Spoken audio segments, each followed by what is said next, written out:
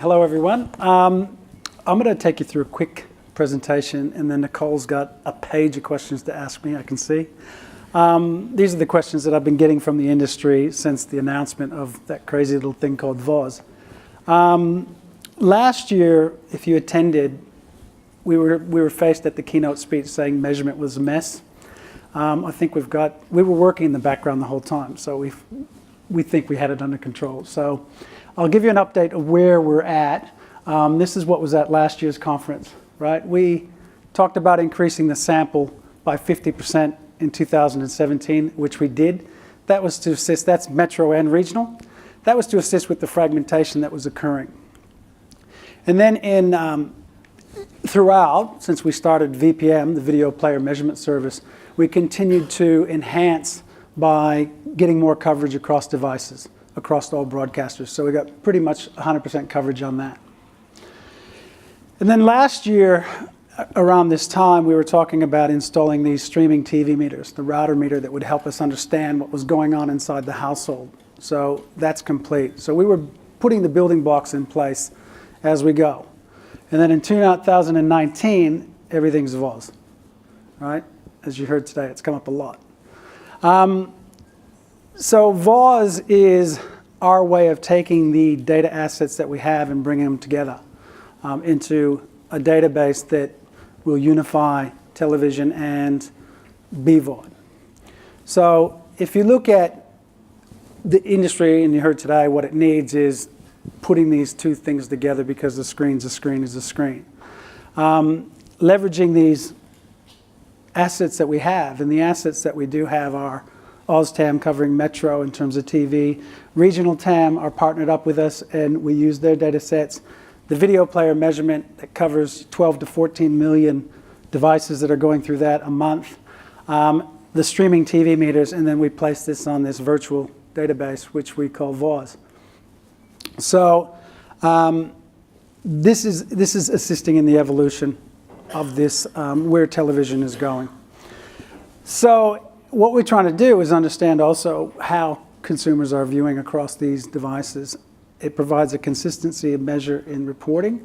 So Nicole's going to ask me a question about TV and how that's bought compared to BVOD, and the metrics on that. That's a little bit difficult, but they're different at the moment. And then what it also does, and this is where we started talking about segmentation, other data sets, it's going to give us a solid, scalable platform to apply third-party and first-party data sets. So that's where we're going to start getting into advanced targeting and advanced demos on linear and BVOD. So let me take you through, I don't want to take up too much time because I know you've got a lot of questions. Let me just recap from what we've seen a little bit last year. We've got 1.8 television sets per household. That's actually been in decline. 10 years ago, we had about 2.2, right? Household sizes are getting a little bit smaller, but if you look at those TV sets, half in 2018, it was just under half. In 2019, we're at half that are smart TVs.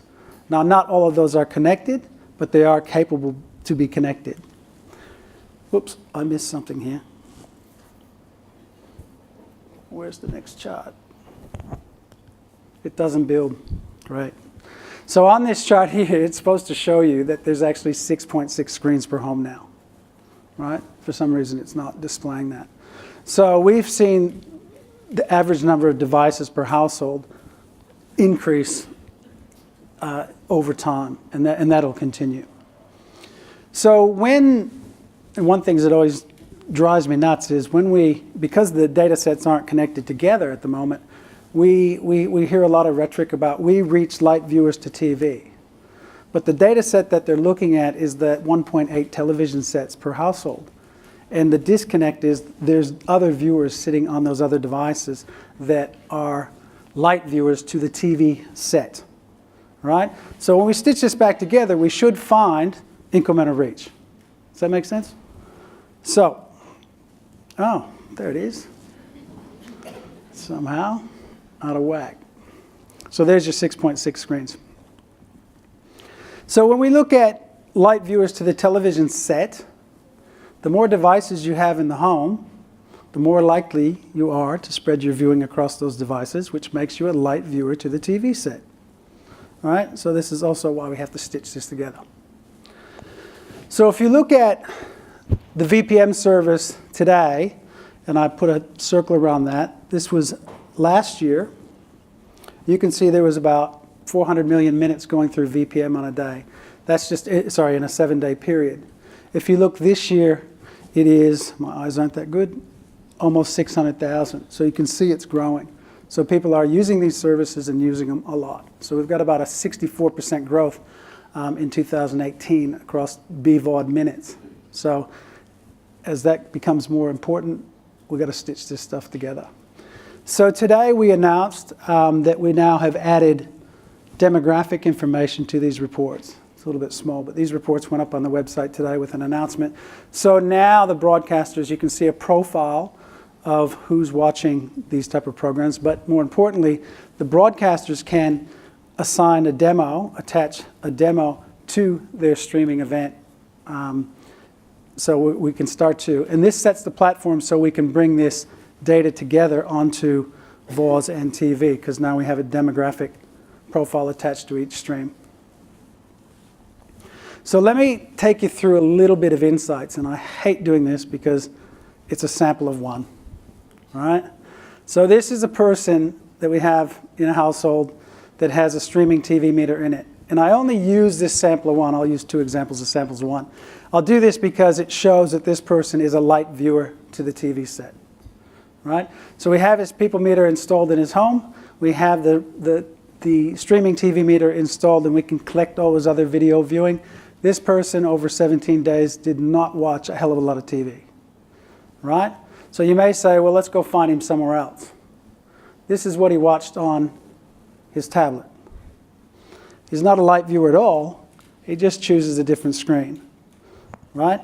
And then later in the week, he actually used his mobile. So you can see that this person, and this is where a device graph is going to become important, they move from screen to screen to screen. Another example, this person again appears to only watch a little bit on its TV and a lot of missing data in between. If you bring the data in from the streaming TV meters, he's not that light, or she's not that light. So they're watching a bit more on BVOD, on a tablet. And then this is their SVOD viewing, right? So you can now understand how much Netflix or Stan is starting to impact. Now, it is a sample of one, but I think it illustrates. You might try to find in the VOZ database, show me light viewers to television, and show me where I can get them on to BVOD, right? So I'm going to stop there and not go too heavy into anything, but I'm going to let Nicole ask some questions. Thank you. Brilliant. I mean, I think I'm not alone when I say this is a step change for the industry. Really exciting that we can measure content across devices. So, you know, I'm sure all of us are super excited about that. Question being is, how will it work for buyers? So the holy grail that I've had as an ex-buyer was I had won a 50 at 1 Plus for my 52 week of the year retail campaign, and I buy linear TV, and I want to know what those extra devices will be or what budget I should attribute. Can we expect that from VOZ? Sure. When it's complete and built, you should be able to go into the database and find exactly what I showed there. Light viewers, if you're struggling to get reach on certain demographics or your weekly reach, if you're audited on that by your client or Ubiquiti, you should be able to go and find additional reach points, because what you're being measured on is the 1.8 screens now, right? So when you interrogate the database, you should be able to say, if you exclude the television viewing, show me where I can get these viewers that are heavy tablet viewers, or where they're viewing and what types of programs. So that'll fill in your gap on your reach. Right? It's been interesting since we started talking about VOZ in September and we took it to market, we get a different reaction with clients on the buy side. Clients being trading directors like yourself is, I want this and I want to stitch it together and I want to understand this campaign. And then we've got the systems people that are going, holy shit, my systems aren't going to be able to take this thing. Or what are we doing with that to redirect it? So there's been a couple different conversations going on. And I've got quite a few myself on that. Because there's great to have the theory of identifying these audiences, but then put them into practice, it can be a completely different thing, because we are in a world where we'll have one data set, but then we have a currency to buy television and a different currency to buy video, BVOD, and then it seems another different currency to buy VOD. Will that still be Nielsen? We'll come down that road in a moment. But will we then now have one currency of which we buy screens? There's a great type of measurement system, but you go away to execute and they're two different worlds. At the start with television, and this is a television product at the moment, it's set up to actually, you could put other video sets over the top of it. But in the first instance, I get that you're buying BVOD in this direction and you're buying TV in this. In the first instance, when it's built, you should be able to take your impressions on both and put them back through. If you look at the VPM reports that we put up and how we calculate a rating on there, an average audience, we've made that look like TV. So someone brought up earlier about, are we measuring GRPs? What are we measuring here? And does TV look like digital, or how are we going to do this? I think that's up to you guys to figure out and trade.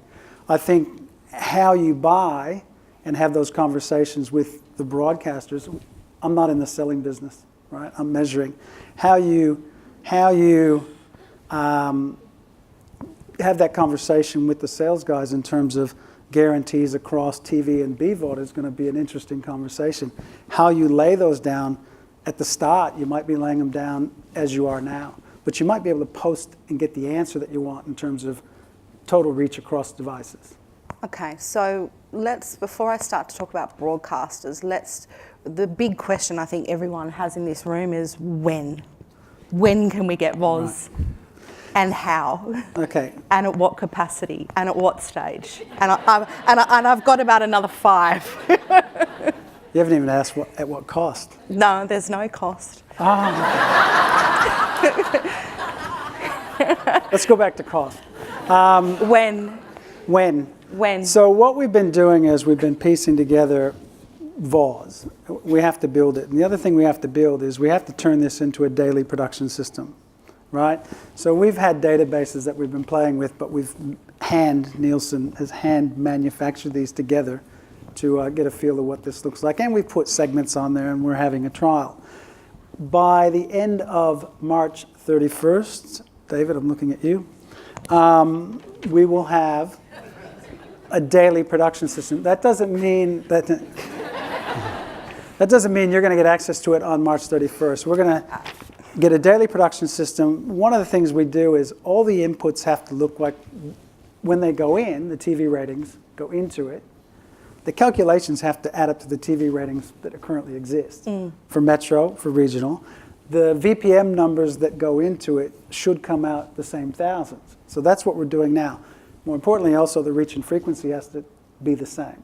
So we're working on that as well. So from the start of April, we should be getting a daily delivery of data that we will look at internally and make sure that it looks, and we test how long that takes. I'm sure there's going to be some sanding on the edges to make sure that it's looking the same.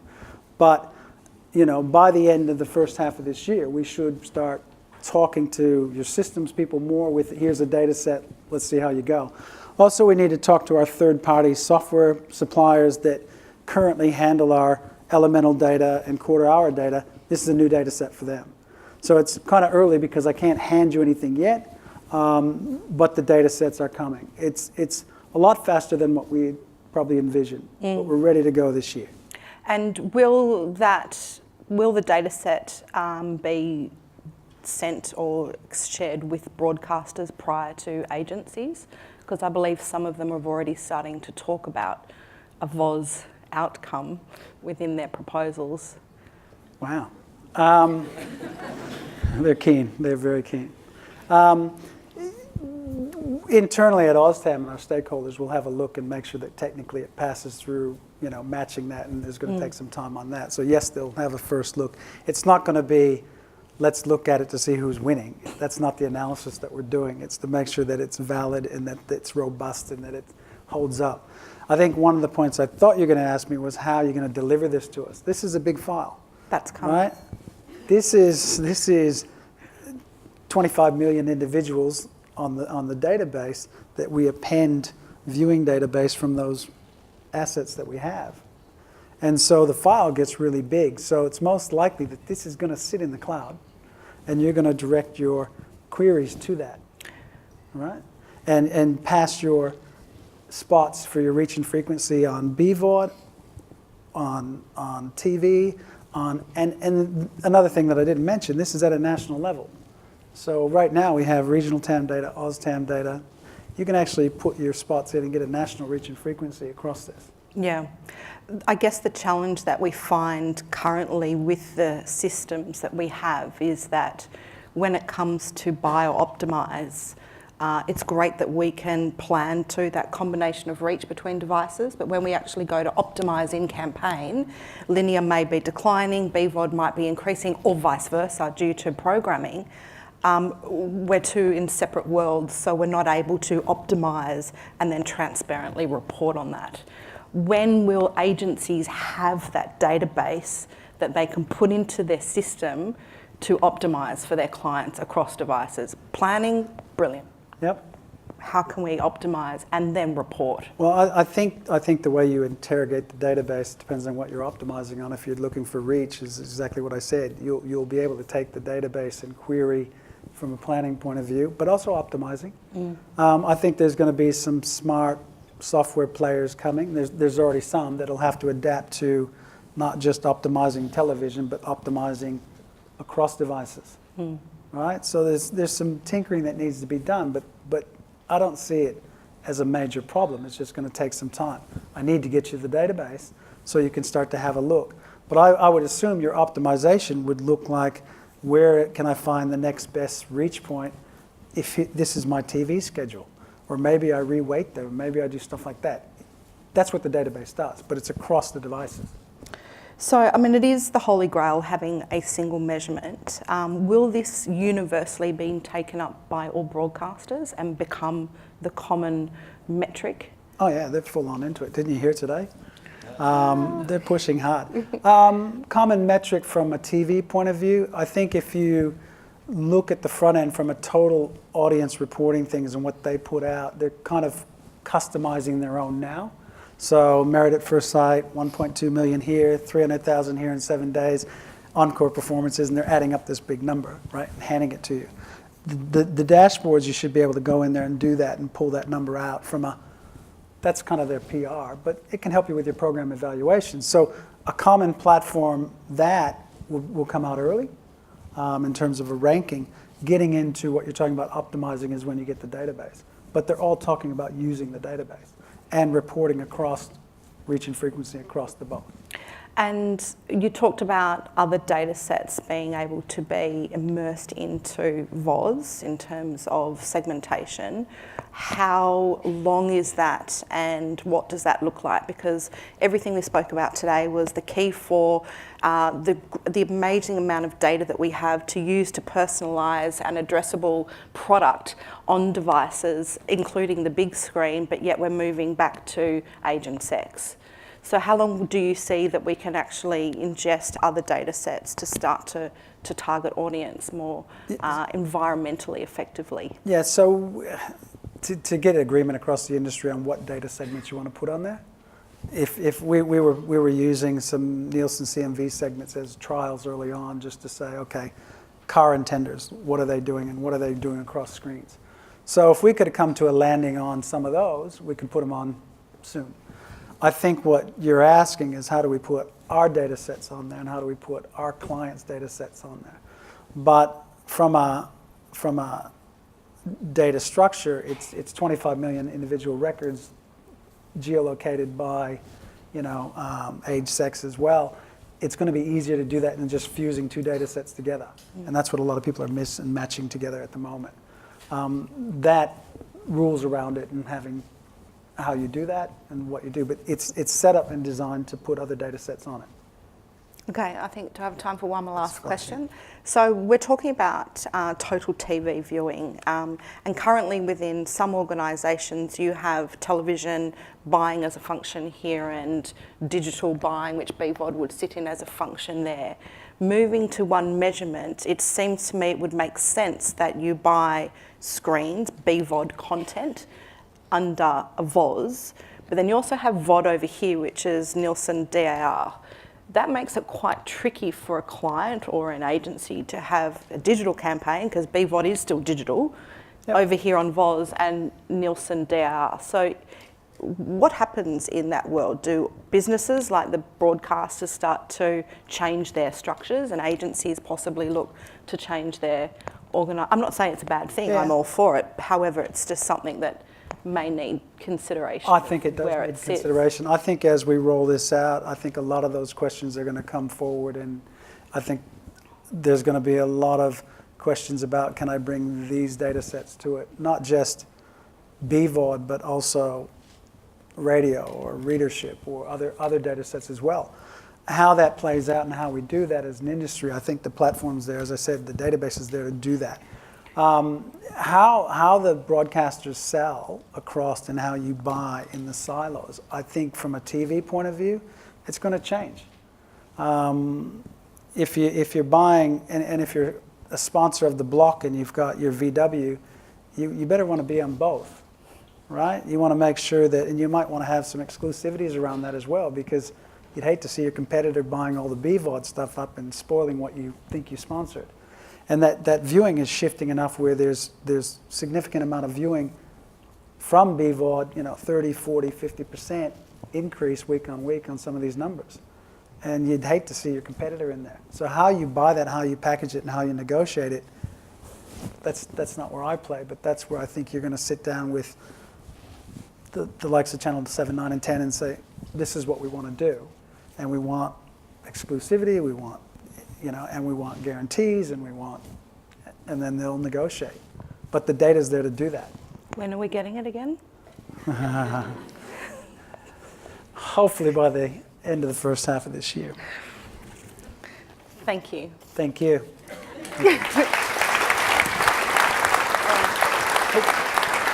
Sorry. Is it gonna- I don't know. Thanks both of you, and Can we- thank you, Nicole, for doing the interview as well. No problem. Thank you. Good to see you. Cheers. Thank you.